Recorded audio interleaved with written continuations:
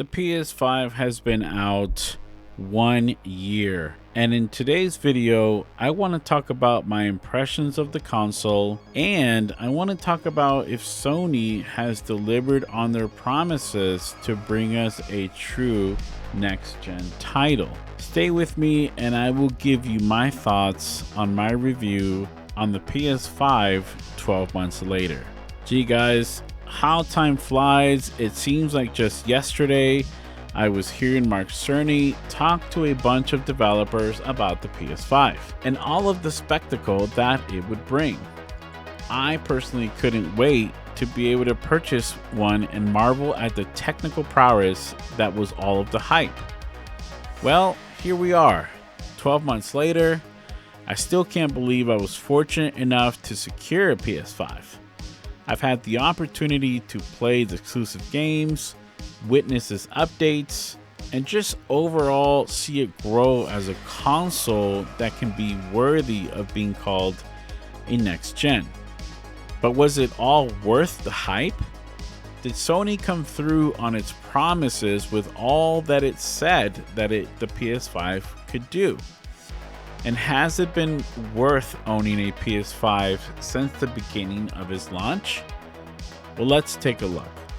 Now, unfortunately for Sony, in the beginning of all of this and the console launch, it has not been easy to get consoles in the hands of its fans. Scalpers, shortage of chips, and the pandemic has taken its toll on the gaming giant.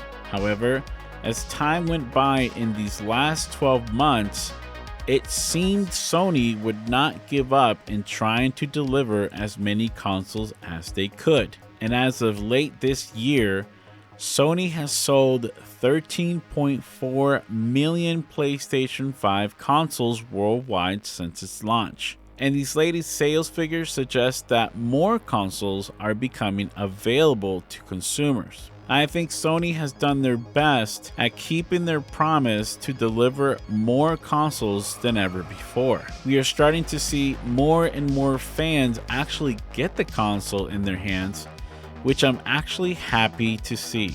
Now, if you haven't gotten one, don't lose hope, because although shortages are still prevalent, Sony continues to double down on their promise to deliver more consoles to more of their fans as time goes by. So yes, has Sony kept their promise at giving consoles and putting consoles into their fans' hands?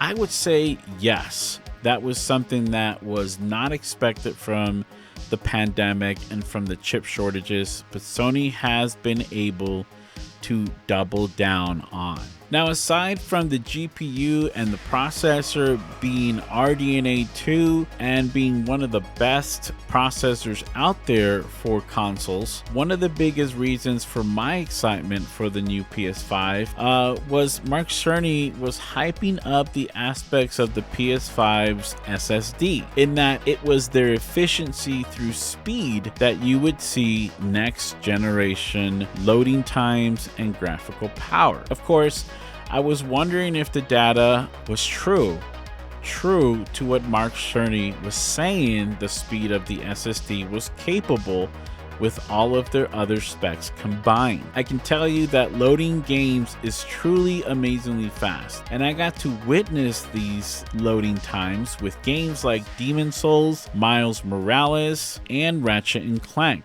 Recently, I was also just wowed to know that someone on Twitter put up a screenshot of one of the new Apple laptops SSDs and the M1 chips that were being compared to the PS5. The numbers speak for themselves. Looking at this data, I am convinced that Sony has come through with their promise to deliver faster load times through their SSD, through the combination of their specs, compressed I/O speeds of up to 9 gigabytes per second. Now, what you're looking at here is just the game-based specs of that SSD. But when you put in like you know, the I/O speeds, compression, and the Kraken compression techniques that they have to reduce game storage significantly on the SSD, well, it becomes very obvious that Sony has promised to deliver us some of the fastest SSDs on the market for consoles. Another promise that Sony has been able to deliver was that finally we've got the expansion for our games. Now, after what seemed forever, Sony delivered their promise to bring us expansions to help with the lack of storage space that came with the console's 825 gigabytes. Well, okay, it was more like 667 gigabytes usable space. But it did happen, and they delivered on their promise. And along with their update, they also added new social features for PS4 and PS5 consoles, like joining game sessions, enhanced control and personalization options, cross-generation share play.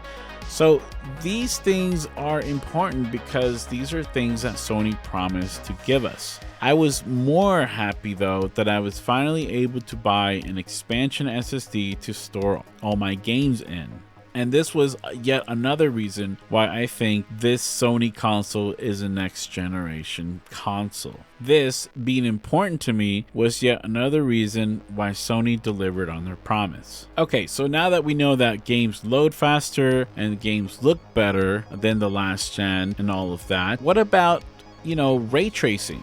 I remember ray tracing was something that was promised games would have when Mark Cerny was talking to their developers. Adding just 12 months later, and with developers still learning on how to take full advantage of the capabilities of the PS5, I thought this would also be just too difficult to do on just any title, including exclusives, to bring that ray tracing. But I was wrong. There are a ton of games that have been released that support ray tracing, and one game that truly impressed me with that was Ratchet & Clank. What an amazing game to look at. But not just that game, the list goes on, and I'm glad that Sony was able to come through on that day one. We also know that there has been a nice generation leap when it comes to visuals. But best of all, Sony has promised that we would see games that would support 4K 60, 4K 30, and 120 frames per second. And so far, the list has been impressive.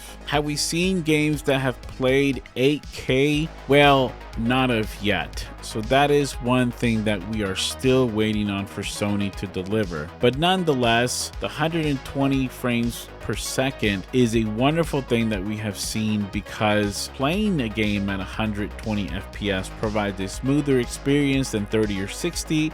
Input latency is reduced, meaning your character and the world around you will react faster, and you might even see higher quality animation detail that simply isn't visible at lower frame rate. Now, most of you, if not many of you, still don't have a 120 Hertz capable TV, so playing your game at 120 FPS might not be something you're truly interested in, but Sony has delivered their promise on. So when you do get your TV that is capable of playing these games at 120 frames per second, you won't have a lack of games playing that with. Now, in the beginning, there was a lot of hype for the controller, promising to be a game changer with haptic feedback and adaptive triggers, and that it would change the way we played games. And I do have to admit, I did feel in the beginning that this was no more than a gimmick. I don't know, and I didn't know back then, how Sony could implement haptic triggers and, all of this feedback that would enable us to feel the realism of, or just be more immersive with games. But boy, was I wrong. Haptic feedback can give us unique sensations like patterns of rain or a blast of energy, in a way that is more focused and accurate than rumble motors. Meanwhile, adaptive triggers can provide a variety of functions with different weapons due to the special functions that were implemented. For instance, Ratchet & Clank Rift Apart, you can actually pull a trigger partially to fire one barrel on a particular gun, or pull it all the way down to fire both. In the game Kena, Bridge of Spirits, You can feel the pull of the bow, and the longer you hold the trigger, the more you feel the tension of the bow and the stronger your shot. If you play Astro's Playroom, you can hear and feel Astro when he walks over glass, or when he jumps, you can feel the springs as they uncoil when you release them when he was in that robot. Naming all of the games that support this would be kind of crazy for me to do, but luckily the list is here, and it's just another promise that Sony has delivered that's not just a gimmick. The DualSense 4 has become a total success. I feel like Sony also delivered when it came to 3D audio. I remember Cerny talking about that in the development meeting. Personally, I have noticed that there is a nice level of immersion when using the 3D audio headsets, but since I don't really use the 3D audio headsets that much, I can't tell you that it's been implemented on every game that I use. However, I have noticed the immersion of the 3D audio in Returnal, and I'm pretty sure most of you who have this game can relate. If you turn one side of your screen and the rain is there, you can actually hear it more on your left and on your right. Or if you turn to a certain angle in the middle, you can hear the rain on both sides of your audio headphones. So to be honest with you, Sony has delivered that promise on giving us a more deeper immersion with 3D audio. Another promise that Sony has kept with their fans and the PS5 is that I know a lot of users that come from the PS4 and PS4 Pro were kind of annoyed at how loud the console would get with the extensive graphical games that were playing on it. I remember putting on The Last of Us 2, and man, did that give the console a demand for its money. You could hear the console almost fly away. With the PS5, that is no longer the case. The PS5 is whisper quiet, and I can only hear it when the game disc is installing. Other than that, it's been super quiet when playing even the most intensive new games. So yes, I do believe that Sony has been able to deliver their promise, as given us a more quiet and free from noise console that can perform at higher levels. So yes, I do believe Sony has promised to give us a quieter system, and obviously they have. Now, another thing that Sony had promised us in their meetings was that the PS5 could be backwards compatible with almost 4,000 PS4 games, and I know that even though I can't sit here and tell you whether it's been 4,000 games, I know that the majority, if not all of the games that people have played on their PS4, converting or installing them to their PS5, has been playable since day one. Now, leave me the comments below if you guys have had any trouble with installing any PS4 games on PS5. As far as I'm concerned, there was only one problem that I had, was when I was trying to install Red Dead Redemption 2 on the PS5, but ever since a couple of updates, that has not been the problem for me ever again. Now, obviously, if you get the digital version of the PS5, you won't be able to use your physical media, but that I think is more than obvious to say. As far as I'm concerned, everything plays with perfection, and not to mention that you can also play some older titles that have been converted to the PS4 that were originally PS3, like the Uncharted collection for PS4. So yes, Sony has delivered their promise that you can play backwards compatible PS4 games. Now, I am kind of still hoping that Sony in some future update will surprise us with backwards compatible PS3 and even PS2 games. Heck, if they go that far, why not even PS1? Wouldn't that be amazing? But I know that that's not their focus right now. Maybe sometime in the future, that might be something that Sony may implement in their system console, is to let us play PS1, PS2, and PS3.